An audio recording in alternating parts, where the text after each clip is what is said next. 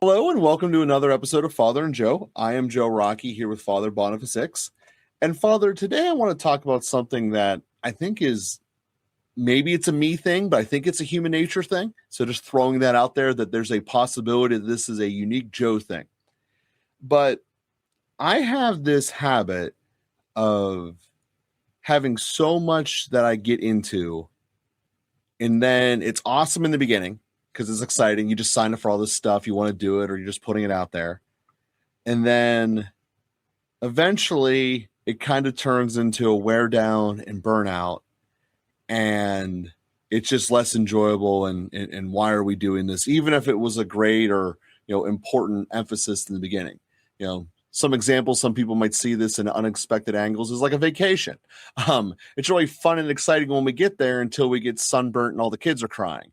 Then it has a little bit less excitement to it. So this can happen in all kinds of different areas of life, a new relationship, a new job, whatever. And I wanted to kind of spend time talking about the need for resetting and evaluating, and how we do that, bringing our faith life into the entire process of our total lives. Because what I find is so often in these spots where I feel like I'm burnt out, it's because I haven't allowed enough time or energy to actually settle. At the end of the day, it's not necessarily a problem that we ran around to 13 different places on vacation. The problem is we probably never settled and actually had a decompression moment, and everyone is super overstimulated.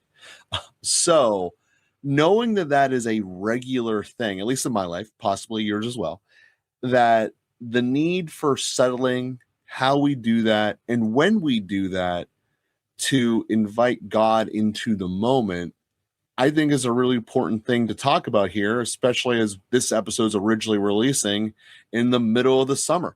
So people are hearing this right after the 4th of July. So let's talk about it and go from there. Yeah, I like how you set that up, Joe, in terms of the danger of we could call it burnout, perhaps, of pressing hard and heavy into something, and then over time it starts to burn us out. And Mhm. sometimes that's because what we pressed into is not actually that deep, and there's no real remedy for that. It just needs to end. But sometimes it is deep, but we sort of lose the forest for the trees and the chance to rest, as you said, and kind of zoom out to remember what we're doing and why we're doing it, to catch our breath, as it were, and kind of gather up our forces, recollect ourselves. Then we can press back into it. And when something is sufficiently deep, we can continue to do the same thing in a deeper way. And that's those are the things ultimately that we want to invest our lives in, and we want to make the long-term commitments of what we're doing. And you point very nicely to the summer as providing a reset. It is a time of vacation for a lot of people, and the word vacation is saying what you're saying as well.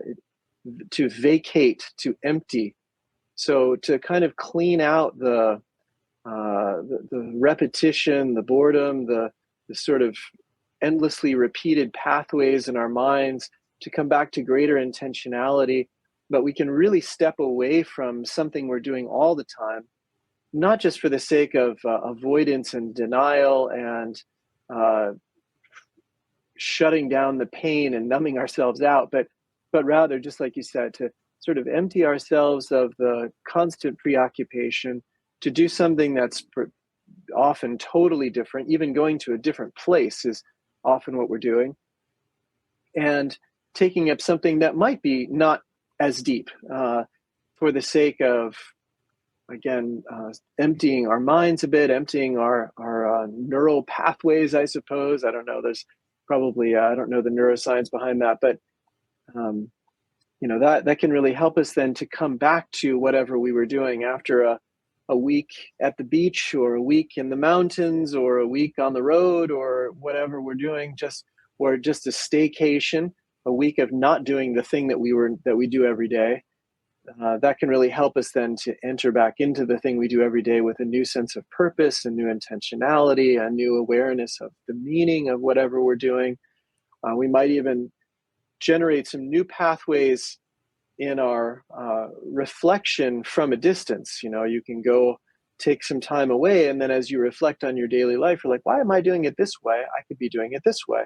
Oh, here would be a nice new project I could sink my teeth into. I bet this would be really useful. So there may even be a new creativity that develops in the time away, in that vacation, in order to enter back into, again, activities that are meaningful and sufficiently deep. Sometimes a lot of people, I think, work to earn money, just work for a living, not because they're engaged in their passion, but because they need to bring money home to put food on the table. And even in that context, rather than just getting fixated on the repetitive task of, I don't know, it's a convenience store attendant, or a maintenance person, or I don't know. I mean, some jobs that are extremely important and quite noble in their own way, but can not have a lot of depth necessarily, and can have a lot of repetition. But even to rediscover the meaning and purpose of that, how valuable it is that the person has a paycheck and can earn a living, and what a gift it is to work. And then sometimes, nobody goes to work at a convenience store. The work isn't all of the people that you meet, but actually it can be, and that can be a real value. There can be values that we can discover that were not obvious at the outset, but when we step away and look back and say, what do I love most about my day? What do I love most about my job? And then maybe I can put a little more emphasis on that without detracting from the necessary work in the job. Anyway, all of that comes from a daily stepping away. It's good to, people that work 9 to 5, or take time in the middle of the day for a break, people who make a daily holy hour, have time for reflection, time in the evening when you can reflect a little bit on the past day and the next day, and then more significant times of stepping away, like a vacation for several days, a long weekend, a week, a couple of weeks, whatever it might be. We can really recover a new sense of purpose, and a new creativity, and a new awareness of the value of what we're doing most of our day, most of our life. That's awesome about where you went there with that. So many different directions, and I think that's a great one you took. One of the things I want to highlight out of there is something that happens to all of us, and it's kind of been a ancillary thing we've been hitting upon throughout this, is that it doesn't matter what your position is, really even what you're doing, it doesn't even be a paid job at all, is that there's normally so many things that are going on with this activity you're doing that are benefits and values for us that we overlook or take for granted. And just taking that step back and looking at, all of the things that you can do, and not to go on a long tangent here, but to do a quick aside, 6 months or so ago, it was very cold out when this happened. I was pushing the stroller around, just trying to get the baby to get to sleep. And out of nowhere, some car I'd never seen before, probably won't even tell you what it was. Guy rolls down his window and just yells, "You're a good dad," and then just drove away. Like nothing else in context, just that one little thing. And it made me think of, okay, whatever. But then I sat back and looked at it. I was like, I am doing things that a lot of people wouldn't want to do, and I'm actually enjoying it. I'm taking a screaming baby. Most people would not want to say that as a starting point of, let's start and do that. Go out into the cold, put all the extra cold gear on, which if you ever put cold gear on a kid is never fun. And then, walk around for an hour or so. But the benefits of that are, you did something, you got some exercise, you accomplished a really hard task, and all of these things that are probably happening in our day to day. And if we can look back and reflect upon them, really help. And the part that I loved about your answer is, we can do this in smaller increments, and it doesn't have to just be the big annual vacation in the summertime, but we can do this in a regular holy hour, as you mentioned, sitting away and putting time into it. And one of the things that I like to get into now are kind of like the prerequisites to be able to make that a successful experience. I'm assuming that stimulus shut down, not having all kinds of bells and whistles and things flowing your mind would be helpful.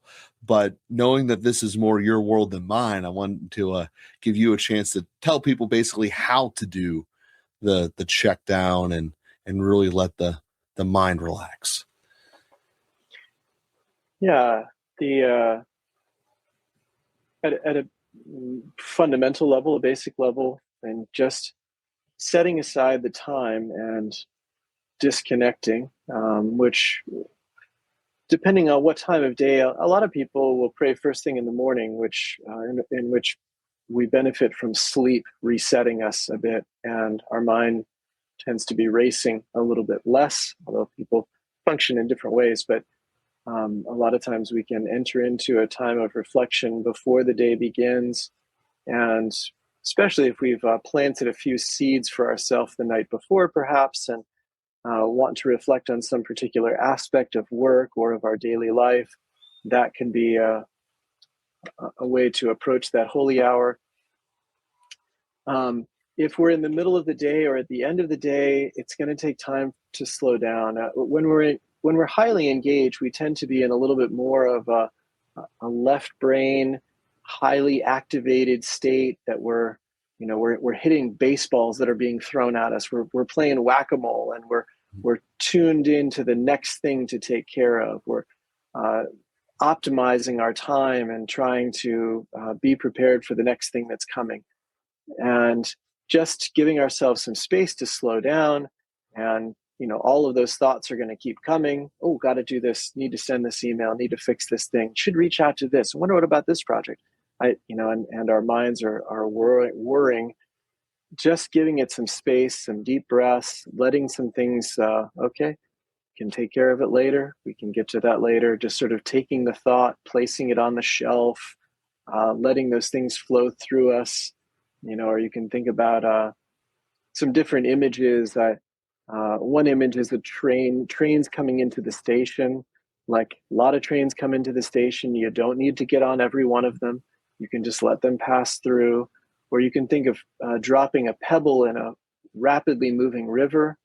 Like, just keep pulling that pebble to the bottom, find the place of rest. The current picks it up, it wants to carry it away, just keep pulling down, pulling down, pulling down. So just applying a little gravitational pull, some grounding. Those are some images to use, some deep breaths, sitting. Again, just giving yourself space. It's going to take 5-10 minutes to really settle, and being patient with ourselves for that. And then, the kind of right brain openness and attending to reality, just noticing what's going on in our hearts. What is activated? Am I anxious? Am I excited? Am I nervous? Am I feeling numb? Am I happy? Am I sad? What's going on inside of me? Just taking note of what's coming up, what thoughts are coming, and again, deciding whether we want to pay attention to any particular feeling or thought or not. And then, just, we can really, as Christians especially, what I just described is going to be in every meditation and mindfulness manual.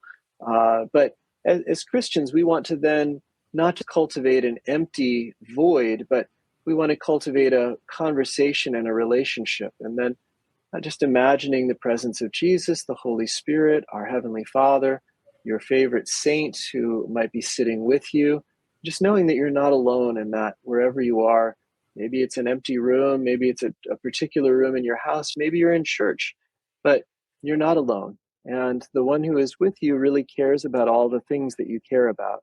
And so you can hold out to the Lord, or if it's a favorite saint who joins you, you can hold out the things that you're pondering, what's going on inside of you, what's important to you.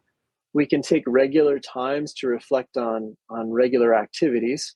That's a fine thing to do. If just reflecting on your day, reflecting on your work, holding it out to the Lord. If there are questions that come up, asking him, why am I doing this? How can I do this better?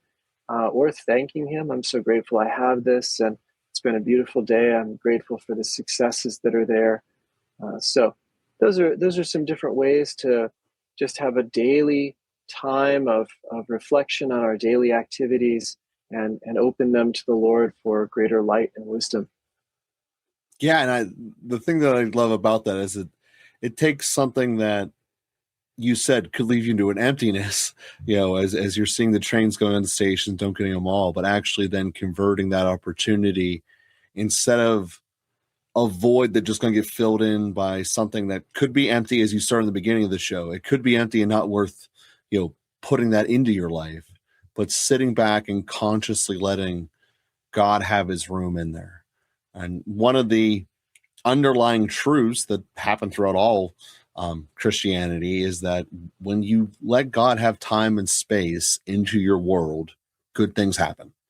I mean, there's obviously paraphrasing a whole lot there, but that is still the starting point. You have to let an opportunity for God into your life, because one of the things that you've talked about a couple of times throughout the years is that God's always there, but he's not going to put up a megaphone or a big bright sign that says, turn here. It's not a GPS that you're going to get out of your Google and tell you where to go. But if you stop and listen, you will be able to hear him. It requires that action from you. And then from what you hear, going from there. And then that's how you build the relationship. And this being a cognitive exercise that we all can do into our lives, into, hey, maybe I should do this, maybe I should do that. That there's an expression out there that God will never give you more than you can handle. And sometimes part of life is preparing yourself to be able to handle something later and you just don't know it yet.